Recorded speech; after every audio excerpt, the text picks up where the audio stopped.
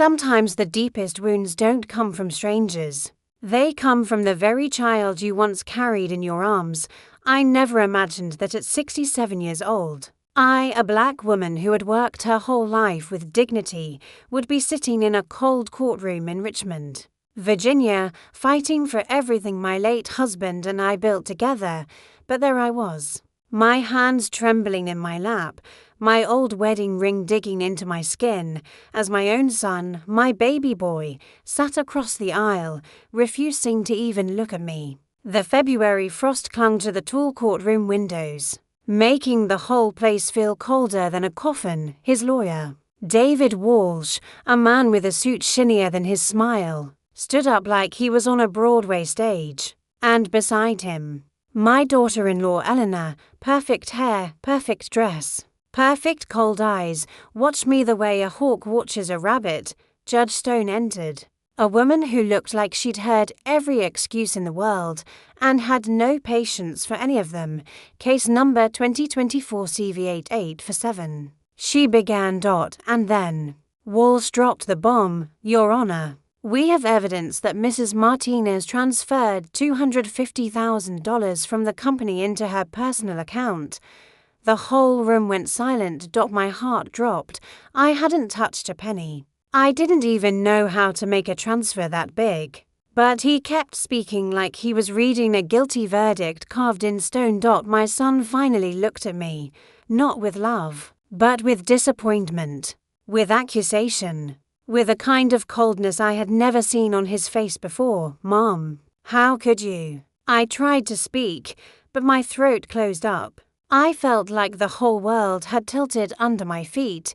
The judge, seeing how unprepared I was, granted a continuance. But the damage was done. My son walked out of that courtroom like I was a stranger who had betrayed him. When I finally reached my car in the freezing air, I sat behind the wheel, gripping it until my knuckles went white, trying not to fall apart. But I did. And that night, alone in my home, I realized this wasn't just a misunderstanding. Something had gone terribly, terribly wrong, and this was only the beginning.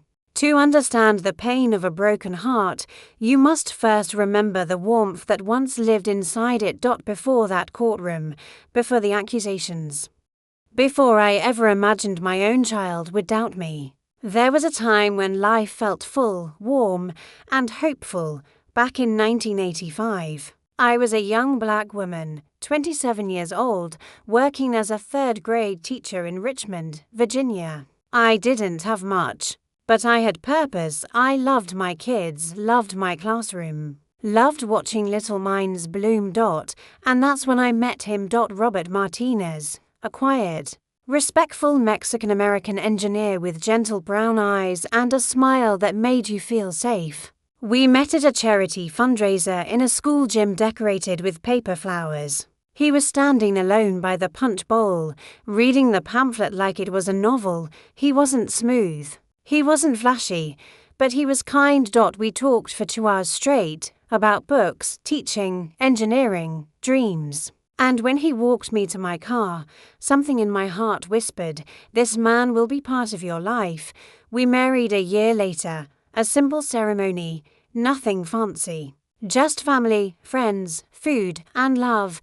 We started in a tiny apartment with mismatched furniture and a kitchen so small only one of us could stand in it at a time. But we didn't care. We were building a life. Then came Marcus. My baby boy, born 2 weeks early, tiny as a kitten, with his daddy's nose in my eyes. I held him against my chest, felt his heartbeat, and I swore to protect him from every hurt in this world. I didn't know that one day he would become one of them. Years passed. Robert worked long hours as an engineer, but he dreamed bigger. He wanted his own company. A company built on honesty, quality, and hard work, all the things he believed in. In 1990. He took the leap. He quit his job and started Martinez Engineering Solutions from the second bedroom in our apartment. He worked from dawn until midnight. Blueprints covering the desk, coffee cups everywhere, stress lines forming on his face. I'd sit beside him some nights, rubbing his shoulders, reminding him he wasn't alone, and when the business grew, I stepped in. I quit teaching, my beloved job, to help him full-time. I managed the office, the paperwork, the invoices, clients, scheduling. All of it. I wasn't on payroll, but we never saw it that way. It was our business. We built it together, brick by brick, sacrifice by sacrifice. By the early 2000s, the company was thriving. We bought a beautiful brick home in Windsor Farms, a big yard for bedrooms, wooden floors that creaked in the winter. Life felt good, safe, stable. Marcus grew up privileged, more privileged than either of us ever had. But we tried to teach him humility, But some lessons don't sink in. Even back then, I saw the first flickers of something troubling in him, the comparisons, the entitlement, the quiet resentment, whenever he thought other kids had more. But I kept hoping he would grow out of it. I kept believing love and patience would guide him. I didn't know those tiny sparks would one day grow into the fire that burned everything down. It hurts in a special way when the child you raised starts seeing the world as something owed to him, instead of something earned. Marcus grew up in a house full of love, but somewhere along the way, love wasn't enough for him. The early signs were small: a look here, a complaint there, a comment that stung a little too deeply. He had what he needed: a safe home, private school, a college fund, vacations, stability, things Robert and I had never dreamed of having as children. But he always wanted more than his friends, more than his classmates, more than what we believed was healthy. At age 10, it started with a bicycle. His friend Tyler got the latest, most expensive mountain bike. Marcus already had a perfectly good one, bought brand new the year before. But suddenly nothing about his was good enough. Why can't I have a bike like his? He asked. Robert gently reminded him that his bike worked just fine. I explained we were saving money for his future, not flashy things. But he didn't hear any of that. All he saw was what he lacked, not what he had. By 13, it was worse. Designer clothes, name brands, logos that screamed luxury and status. He came home one afternoon and threw his backpack on the counter. I need better clothes. Everyone thinks I'm poor. I tried to explain. We measure worth by character, not clothes. But he didn't want wisdom. He wanted labels. At 16, we bought him a safe, reliable used Honda. He barely said thank you. Jake got a BMW. He muttered. Robert told him firmly, we are not the Harrisons. We live within our values, not our ego. But Marcus didn't care about values. Not really. He wanted the image, the life, the shine. And when he didn't get it, he started to resent us, quietly at first, like a shadow growing in the corner of a room. But the real shift came when he went to college. He got accepted into Duke University. A proud moment for any parent. But when he came home during breaks, something about him felt different. He walked through the house with a critical eye, like he was judging everything. Mom, you should renovate the kitchen. Granite countertops would increase the value. This place looks old, a word he learned to use too easily, especially toward me. He saw our home, the home filled with memories, not as a blessing, but as an asset, a commodity. After graduation, he joined the family business. Robert was thrilled. I was hopeful. Maybe working alongside us would soften Marcus, remind him of our roots. And for a while, things looked promising. He worked hard. He was smart. He brought in new clients, but his motivation, it didn't come from passion. It came from ambition, from wanting control, from wanting more than his 40% stake, the stake Robert gave him as a gift, not something he earned. Then he met Eleanor, elegant, ambitious, sharp, a woman who understood status, money, appearance, all the things Marcus craved. She didn't just love him. She validated his cravings. Fed them. sharpened them. And slowly, my sweet boy, the one I carried inside me, began slipping away. He wasn't looking at me through his own eyes anymore. He was looking at me through hers. Cold, calculating, as if I were standing in his way. The money, the business, the house, the future he thought he deserved. Suddenly, all of it wasn't ours anymore. It was his. Sometimes the danger in your home isn't a storm. It's a smile that never reaches the eyes. When Eleanor came into Marcus's life, I tried, Lord knows I tried, to welcome her with open arms. But from the very first dinner she attended in our home, I felt it, a coldness, a calculation, a quiet judgment she didn't bother to hide.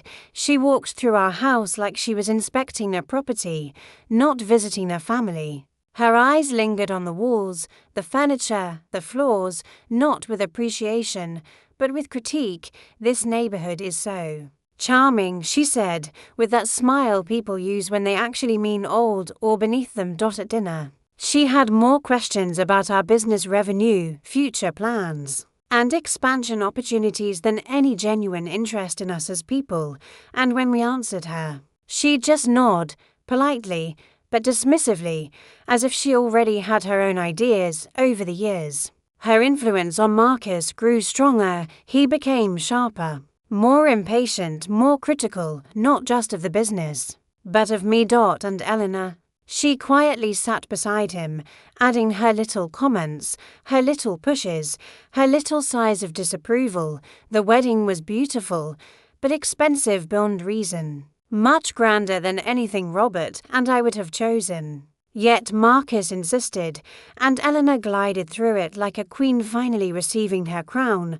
Her friends whispered and giggled, dressed in luxury, talking about investments, branding, lifestyle upgrades. I heard one of them say to her, "Your mother-in-law's dress is sweetie sweet," a word coated in sugar but meant to sting. Years passed, and then Robert got sick, a cough that turned into a diagnosis. Non-small cell lung cancer. Stage 3. My strong, gentle husband who spent his life building a business, a home, a family, now shrinking in a hospital gown. Marcus visited at first, but Eleanor rarely did.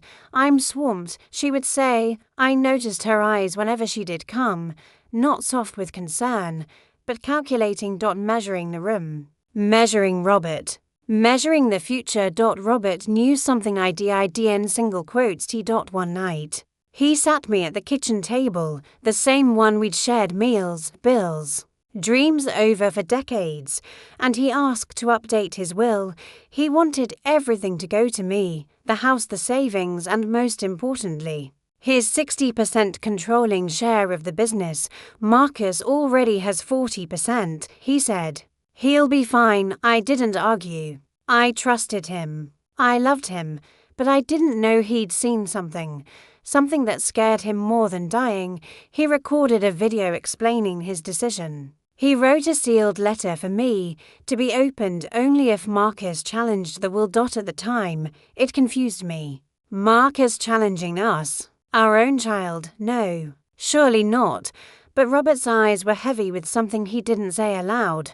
When Robert passed, Marcus arrived late. Eleanor didn't bother coming until the funeral. At the service, she cried without tears, dabbed her face with a monogrammed handkerchief, and kept glancing around at the crowd like she was taking attendance. After the funeral, she pulled me aside in the kitchen, the nerve, and said, "You should think about selling the house. It's too big for you alone." Robert wasn't buried 6 hours, and she was already circling like a vulture. I told her no, but that was the beginning of everything falling apart. Then came the will reading, when Marcus learned everything was left to me. The look on his face, it wasn't shock. It was anger, wounded pride, a silent accusation that sliced deeper than any knife. Eleanor's hand squeezed his knee. Right then, I knew the son I raised, the man I loved, had chosen her world over mine. And that world did not include me. Sometimes the betrayal doesn't hit you all at once. It comes in quiet waves, each one pulling a little more of your heart away. After the will reading, something inside Marcus shifted completely. He didn't yell. He didn't argue. He didn't even try to understand. He just stood up, looked at me with a cold, wounded pride, and said, "Congratulations, Mom, you got everything, everything." I wanted to scream. I didn't get everything. I lost my husband, the man I loved for nearly 40 years. And now I was losing my son too. The distance started immediately. Calls stopped. Texts became one-word replies, fine, busy, later. And Eleanor? She didn't hide her satisfaction. She had Marcus exactly where she wanted him, resentful, insecure, angry. Months passed. I tried to stay busy, learning the business operations more deeply. Rosa, our longtime accountant, walked me through everything with kindness. "You've always been capable," she said. "You ran this place alongside Robert for years, but Marcus, he wasn't having it." One day, Marcus emailed me, not even a call, suggesting I step down from the company, be a silent partner. He wrote, "I can handle the day-to-day, silent. After all those years working behind the scenes. After giving up my teaching career, after running the office through late nights, early mornings, emergencies, deadlines, silent." I drove to his house to talk face to face, but Eleanor answered the door. Her voice was soft, sweet, dripping with insincerity. "Viviana, we need to clear this tension. Marcus just wants what's best for you. You're getting older. You should relax. Getting older." I heard the real message. Step aside, make room, hand it over. I left before I said something I'd regret. Then I went to the office. Marcus was sitting in Robert's old chair, his father's things removed, his books boxed away, his photos gone. That room wasn't Robert's office anymore. It was Marcus's throne. "We need to talk," I said. He didn't even look ashamed. "Mom, you don't understand. You're not built for this stress. Dad should have transitioned control earlier." Control, that was the word he cared about, not partnership, not respect, not family. Control. When I mentioned Eleanor's influence, he snapped, "Don't bring her into this. You're acting difficult. Emotional. Double quotes emotional. The oldest weapon ever used against women. Then he said it, the words that shattered something deep inside me. "You were office staff. Mom, Dad was the visionary. You were support. After everything. After decades, I felt my chest tighten, but my voice stayed calm. "Get out." He blinked. "Mom, get out of this office." And he did. That summer, the silence between us grew into a canyon. He stopped speaking to me altogether. Stopped visiting. Stopped caring. By December, for the first time in my entire life, I spent Christmas morning alone. No son, no grandchildren, just me and a cold, quiet house filled with memories that hurt. Then January arrived. A knock on the door, a letter, certified mail, notice of legal action, petition to invalidate the will. My son, my only child, was dragging me to court. And the moment I held that paper, my heart knew this wasn't just Marcus. No. This had Eleanor's fingerprints all over it. There are moments in life when your heart breaks so quietly, you don't even realize it until the pieces start to cut you from the inside. After receiving that legal notice, the world around me felt unreal, like I was watching someone else's life fall apart from a distance. My own son was suing me, dragging me to court, accusing me of stealing from the very business I helped build. It felt like grief all over again, only this time the loss was still breathing. I called Theodore, our longtime family lawyer. His voice was heavy, tired, sympathetic. "Viviana, I feared this might happen. I don't want to fight Marcus," I whispered, "but he's already fighting you." He replied softly. He introduced me to Sarah Bennett, a sharp, steady woman who specialized in estate battles. She didn't look intimidating. No flashy suits, no oversized ego, but her eyes were sharp, and her voice carried quiet power. "Tell me everything," she said. So I did. I told her about Robert, About building the business. About Marcus's entitlement. About Eleanor's influence. About the distance, the anger, the will reading, then the transaction. The mysterious $250,000 transfer I had never authorized. She listened without interrupting, her pen moving steadily across a yellow legal pad. When I finished, she leaned forward. Viviana, someone set you up. I blinked. What do you mean? A woman like you, someone who barely uses digital banking, suddenly wiring $250,000. That's planned. That's targeted. But who would? She stopped me gently. Your son had access to the company systems, right? Yes. But he wouldn't. My voice faltered, because even as I said the words, doubt crept in, not because I believed the boy I raised would do such a thing, but because the man he had become felt like a stranger. Sarah hired a forensic accountant, a quiet, meticulous man named James who combed through my devices, my emails, my bank accounts. He worked at my kitchen table for hours, typing silently, sometimes frowning, sometimes murmuring to himself. Finally, he said, Viviana, the login that made the transfer didn't come from your computer. My breath caught. Then whose? Someone in the Richmond area. Someone who had your password. Someone who. Reset it. James showed me the record. A password reset request had been made weeks before the transfer, and the link had been clicked from the same suspicious IP address. Then he pulled up an email, Marcus emailing Rosa, the accountant, can you send my mother a reset link? She's having trouble accessing her banking. My heart dropped into my stomach. Marcus, my baby, had set it up. Had opened the door for someone to access my email, steal my credentials, and make the transfer. But James wasn't done. He traced the money. It went into my account, yes. But within 24 hours, it was transferred again. To a bank in the Cayman Islands. James turned to me gently. Viviana, that Cayman account is not yours. Someone created it using your name and stolen identity. Identity theft, fraud, deliberate framing. But Marcus isn't technical. I whispered. James nodded. He didn't do this alone.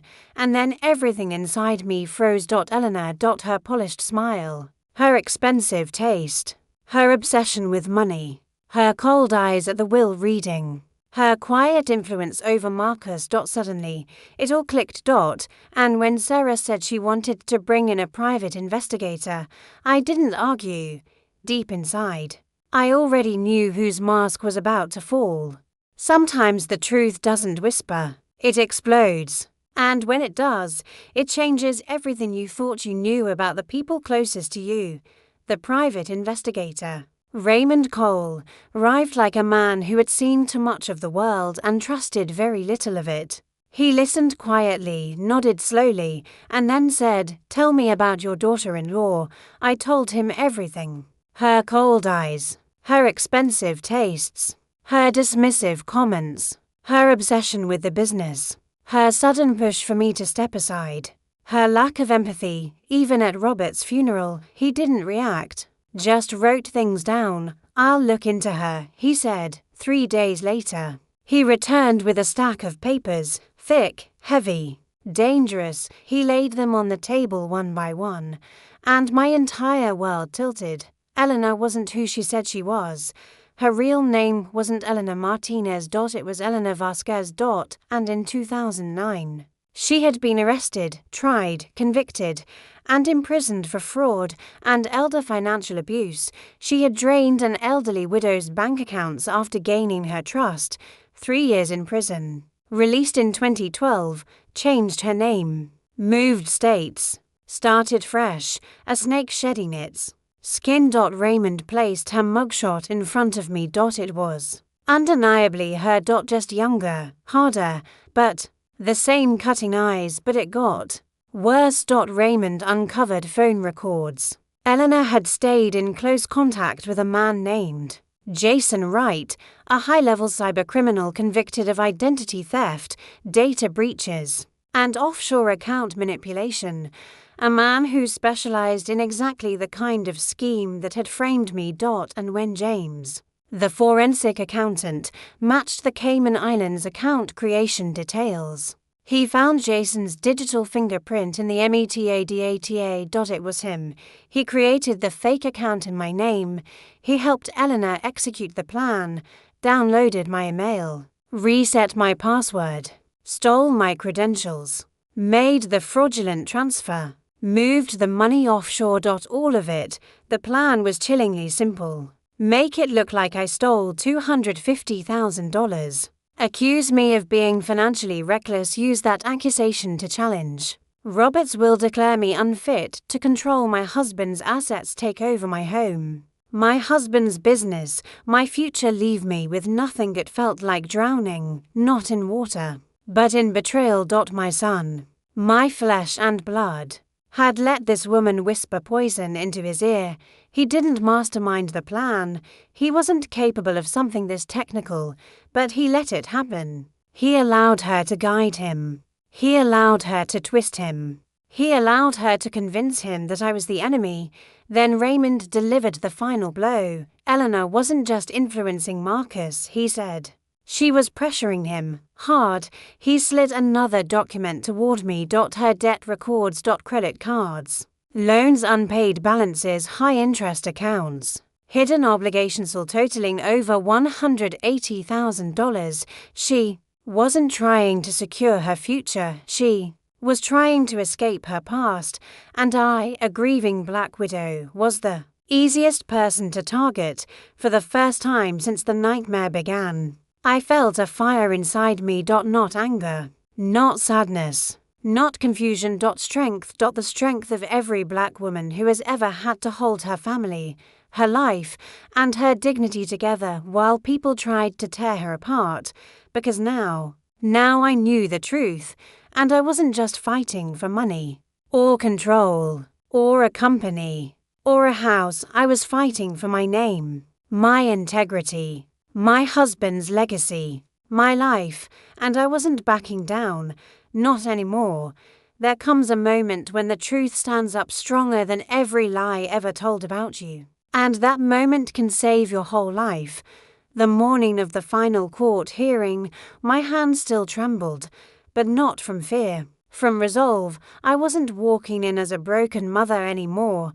I was walking in as a woman armed with truth, with proof, with my husband's voice, and with every piece of evidence that Eleanor and Jason never thought we'd uncover. When court began, Walsh stood tall and smug.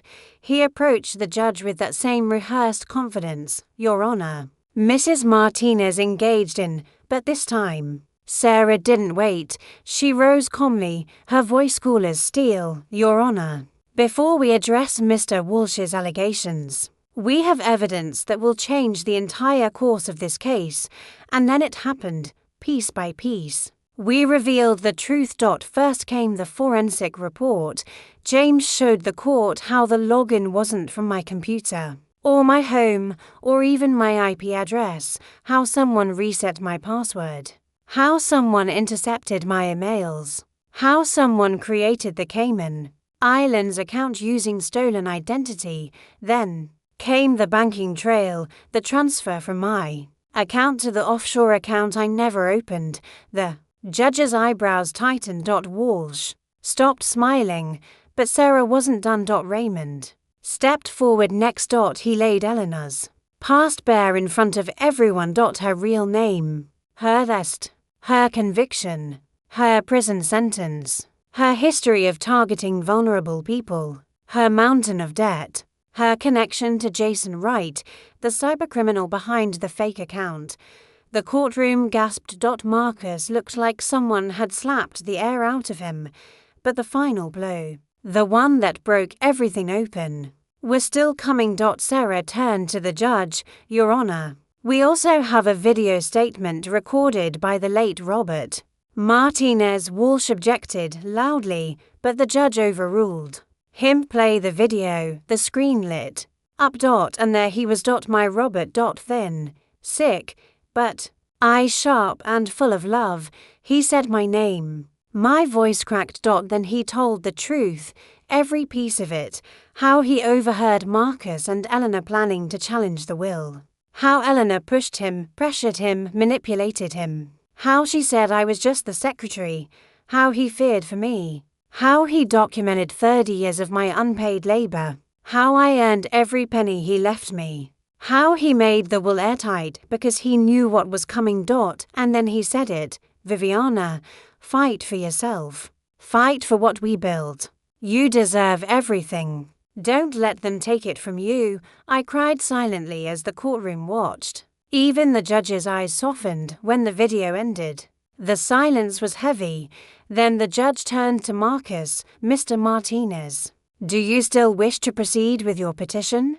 Marcus's face crumbled. Everything, his pride, his anger, his illusions, cracked wide open. His voice broke. No, Your Honor. I withdraw the petition. Eleanor grabbed his arm, hissing under her breath, but he shook her off, for the first time in years. He looked at me, really looked at me, Mom. I'm so sorry. Sorry wasn't enough for what had been done, but it was something.